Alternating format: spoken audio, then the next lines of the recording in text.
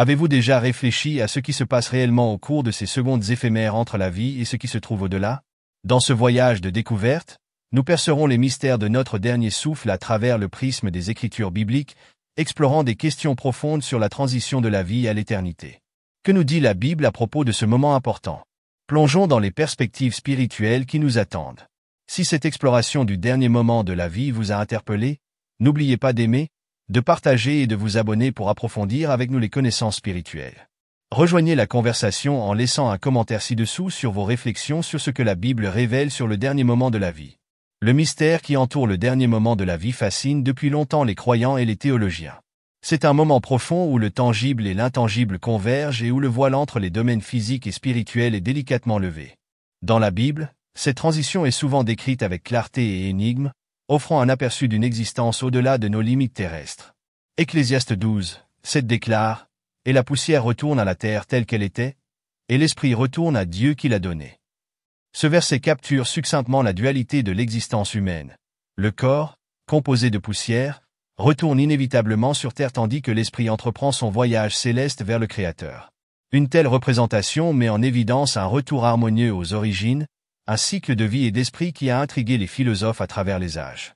Ici, le souffle final signifie non seulement une fin mais un retour, une réunion avec l'essence divine d'où la vie a commencé. Pendant ce temps, dans 2 Corinthiens 5, 8, l'apôtre Paul souligne un aspect poignant de cette transition.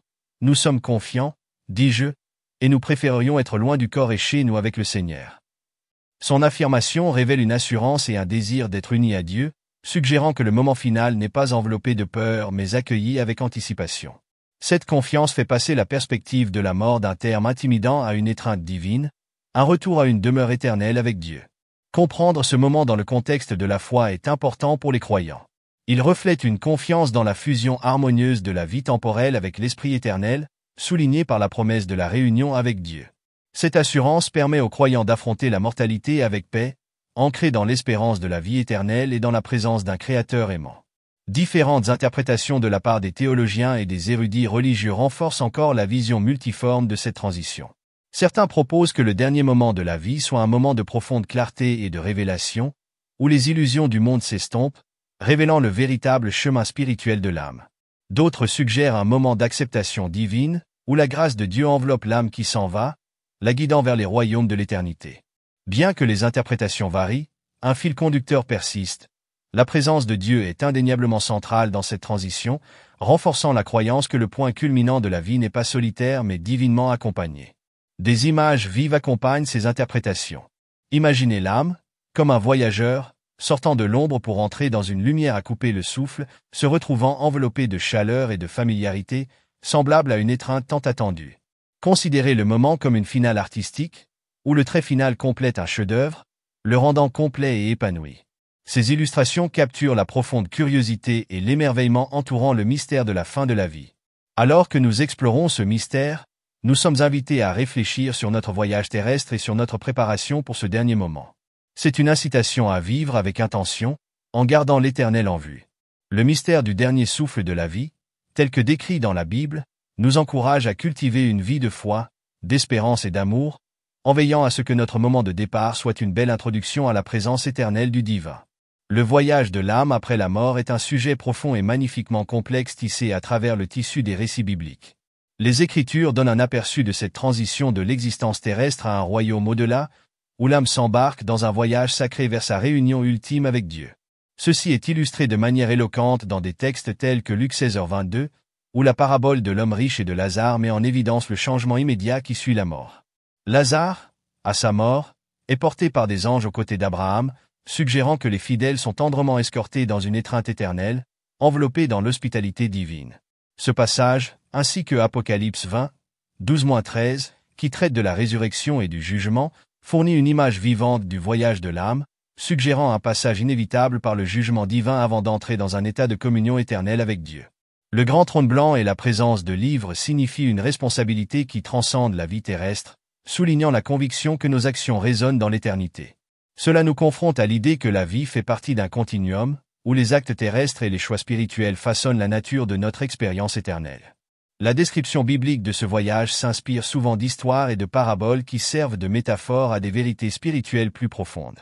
Par exemple, l'assurance de la réunion de l'âme avec Dieu se reflète dans l'écriture de Paul aux Philippiens, où il exprime le désir de s'en aller et d'être avec Christ, ce qu'il considère comme bien meilleur. Philippiens 1h23. Cette déclaration trouve un écho auprès des croyants, réaffirmant l'espoir que la mort n'est pas une fin mais un passage vers une vie spirituelle plus grande. De tels passages mettent l'accent sur la notion de vie éternelle en tant qu'aspect intégral de la foi chrétienne, décrivant la mort comme une porte d'entrée plutôt que comme un terminus. D'un point de vue théologique, ces écritures invitent à des discussions sur la nature et l'immédiateté de la transition de l'âme. L'âme entre-t-elle instantanément dans la présence de Dieu, ou existe-t-il un état intermédiaire? Tout au long de l'histoire chrétienne, les théologiens ont débattu de cette question, divergeant parfois vers des interprétations divergentes. Néanmoins, le fil conducteur de la plupart des croyances est l'assurance d'une rencontre divine, d'une communion ultime avec Dieu qui dépasse la compréhension humaine. Pour répondre aux idées fausses courantes, il est essentiel de se rappeler que les Écritures ne détaillent pas ouvertement chaque étape du voyage de l'âme. Des interprétations erronées peuvent surgir lorsqu'on tente d'imposer une logique terrestre à un mystère divin. Par exemple, l'imagerie du jugement fait souvent craindre des mesures punitives. Mais l'accent biblique reste sur la rédemption, la réconciliation et l'espérance offerte par le Christ. Le voyage de l'âme, comme le suggère la Bible, est intrinsèquement optimiste, fondé sur l'amour et la miséricorde qui définissent la relation de Dieu avec l'humanité. Dans la grande tapisserie des Écritures, le voyage de l'âme souligne une profonde vérité spirituelle. La vie, dans toute sa beauté temporelle et ses luttes, n'est qu'un prélude à un récit éternel. La vision biblique de ce voyage est une source de réconfort et d'espoir pour les croyants, promettant qu'au point culminant de la vie, l'âme trouve le repos dans la présence divine, un thème qui continue d'inspirer et de rassurer alors que nous explorons le thème plus large de la rencontre avec Dieu à le seuil de l'éternité. Le récit biblique regorge de moments profonds où l'humanité rencontre le divin, offrant un aperçu de ce à quoi les croyants peuvent s'attendre à la fin de la vie. Ces rencontres divines au seuil de la vie et de la mort peuvent être trouvées dans les Écritures et jouent un rôle central dans la formation de l'anticipation chrétienne de la rencontre avec Dieu. Dans Ésaïe 6, 1-8, le prophète Ésaïe raconte sa vision impressionnante de Dieu assis sur un trône haut et exalté, avec les pans de sa robe remplissant le temple. Accompagné de séraphins s'appelant les uns les autres. Saint, Saint, Saint est l'Éternel Tout-Puissant, la terre entière est pleine de sa gloire. Isaïe est amené à une profonde conscience de son indignité et de son péché. Pourtant, c'est dans ce moment de rencontre divine que son iniquité est purgée et qu'il est sanctifié pour la mission. Cette vision révèle comment la rencontre avec Dieu expose la fragilité humaine tout en offrant simultanément une purification et un but.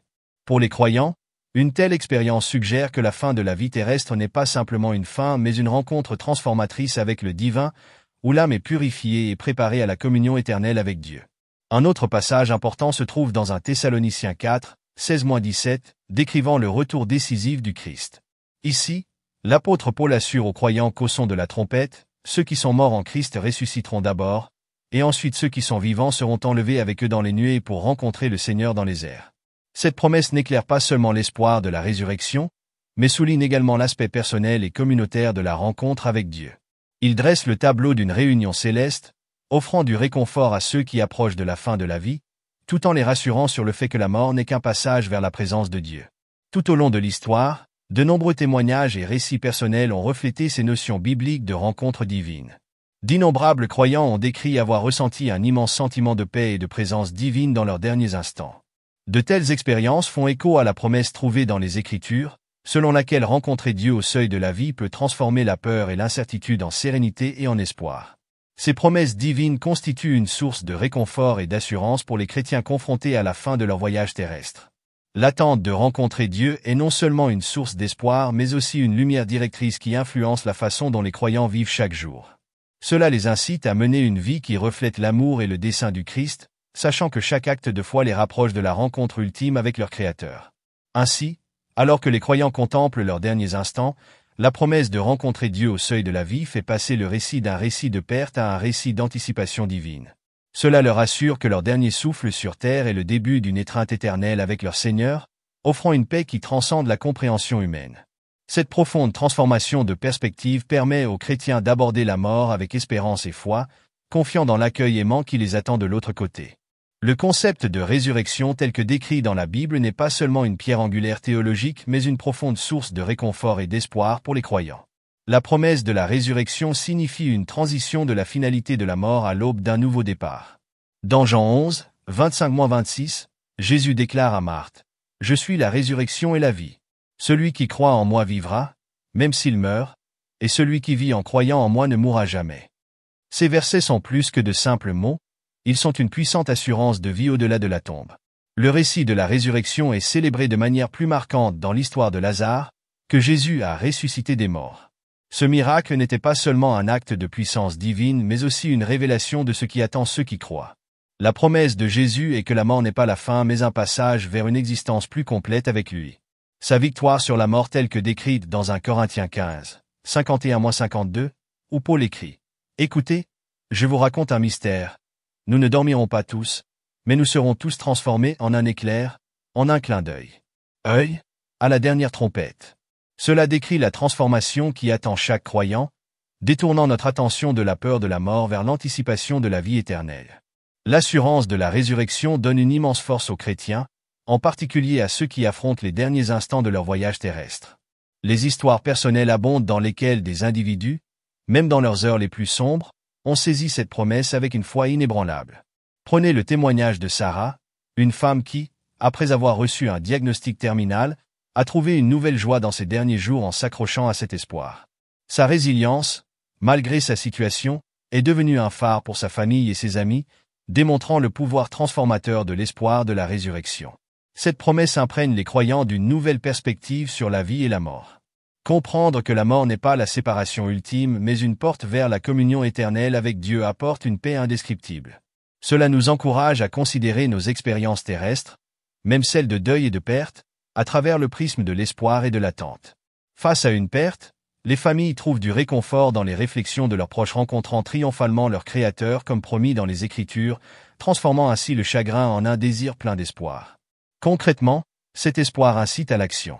Il appelle les croyants à vivre une vie déterminée et pleine d'amour, reflétant pleinement la vie du Christ.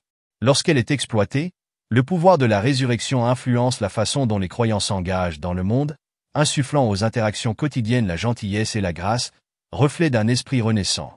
Face à la réalité de la mortalité, la promesse de la résurrection est un profond rappel de la fidélité et de l'amour de Dieu, servant d'encre à l'âme. Par la foi, l'anticipation de la résurrection assure aux croyants qu'il y a effectivement un nouveau départ glorieux au-delà du dernier souffle, invoquant non seulement le courage et l'espoir, mais aussi la volonté d'embrasser l'éternité avec un cœur plein de paix. Ce chapitre de la foi transforme le désespoir en espoir et transforme la vision de la mort de la fin au début d'un beau et éternel voyage avec Dieu. Au milieu des tumultes et des triomphes de la vie, l'ombre de la mortalité touche inévitablement chacun de nous, suscitant une profonde réflexion sur l'impermanence de notre voyage terrestre. La Bible offre une lentille puissante à travers laquelle nous pouvons considérer nos jours, vivre avec une conscience de l'éternité. Fondée sur des passages comme Matthieu 6, 19-21, Jésus nous encourage à ne pas amasser des trésors sur terre, où les mythes et la rouille détruisent, mais à nous concentrer sur les trésors dans les cieux. Cette perspective invite à une réévaluation radicale de nos priorités et de la manière dont nous nous engageons dans nos relations et notre objectif. Vivre avec l'éternité en tête, c'est reconnaître que notre vie terrestre n'est qu'un prélude à une symphonie éternelle. Cette reconnaissance peut transformer nos choix quotidiens. Les priorités passent de l'acquisition de richesses matérielles à la promotion de la richesse spirituelle.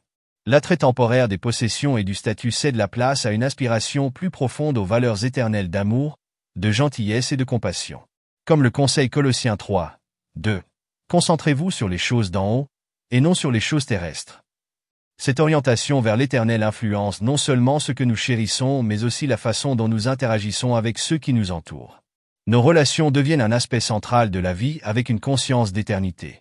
Sachant que chaque moment partagé avec nos proches est éphémère mais significatif, nous sommes encouragés à investir du temps et de l'énergie pour entretenir des liens significatifs. Nous apprenons à pardonner plus facilement, sachant que nourrir des rancunes pèse sur l'âme d'une manière qui diminue notre cheminement spirituel. Les mots que nous choisissons, le temps que nous consacrons et l'amour que nous donnons sont vus à travers le prisme d'un impact éternel. L'appel à s'aimer les uns les autres comme le Christ nous a aimés, Jean 13h34, devient non seulement un commandement mais un chemin vers la joie et la paix éternelle. Le but, lui aussi, prend de nouvelles dimensions lorsqu'il est vu à travers le prisme de l'éternité. Plutôt que d'être motivés par le succès tel que le monde le définit, nous nous épanouissons en servant un objectif qui s'aligne sur le plan éternel de Dieu. Cela peut se manifester par de petits actes de gentillesse ou par des engagements plus importants en faveur de la justice et de la paix, qui contribuent tous à un héritage qui résonne dans l'éternité. La profonde prise de conscience que nos actions terrestres résonnent dans l'éternel aide à façonner une vie d'intentionnalité et de grâce. Pour adopter pleinement cette perspective éternelle, les exercices spirituels tels que la prière, la méditation et l'étude des Écritures peuvent s'avérer inestimables. Ces pratiques nous ancrent, alignant nos cœurs et nos esprits sur les intentions divines. Une pratique quotidienne de gratitude peut nous aider à apprécier les bénédictions que nous négligeons souvent, nous ancrant dans le présent tout en orientant notre cœur vers les promesses futures. Réfléchir aux Écritures, comme Philippiens 4, 6-7, nous rappelle de présenter nos demandes à Dieu, en faisant confiance à sa paix pour garder nos cœurs. Considérez cette prière comme un point de départ pour embrasser l'éternité. Père céleste, accorde-moi la sagesse de vivre chaque jour comme un pas vers l'éternité. Aide-moi à chérir ce qui est vraiment durable et à aimer les autres de ton amour éternel. Guide mes priorités, mes paroles et mes actions, afin qu'elles reflètent ton royaume éternel. Les histoires de foi, comme celles des saints qui ont vécu avec la promesse du ciel dans leur cœur, ont le pouvoir de nous inspirer à chérir chaque instant, transformant les instants éphémères en trésors éternels. En tissant nos vies avec le tissu de l'éternité, nous trouvons la paix et l'épanouissement, sachant que chaque pas fait dans la grâce nous rapproche de l'étreinte éternelle du divin. Cette prise de conscience, loin d'être une sombre acceptation de la brièveté de la vie, devient une joyeuse anticipation de retrouvailles joyeuses et d'une vie sans fin.